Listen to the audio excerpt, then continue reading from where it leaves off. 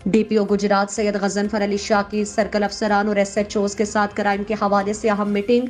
जिले में अमनो अमान की मजमूई सूरत हाल का जायजा लिया। District reporter C1 news Idrees Ahmed की रिपोर्ट के मुताबिक DPO कॉम्प्लेक्स में district police officer Syed Ghazanfar Ali Shah ने सर्कल अफसरान SHOs के साथ क्राइम के हवाले से खुसूसी मीटिंग की। SP investigation Muzammil Hussain, circle अफसरान, तमाम SHOs और मुलाजमीन ने शिरकत की।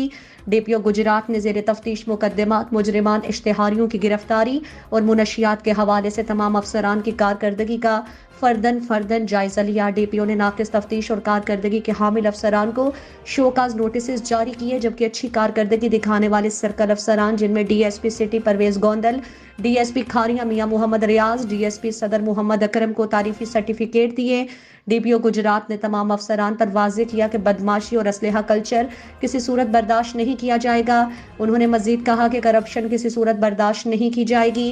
शहरियों को इंसाफ और तहफ़्फ़ुज़ फराहम करना पुलिस की अव्वलीन जिम्मेदारी है। तमाम अफसरान शहरियों के साथ अपने रवैयों में बेहतरी लाएं।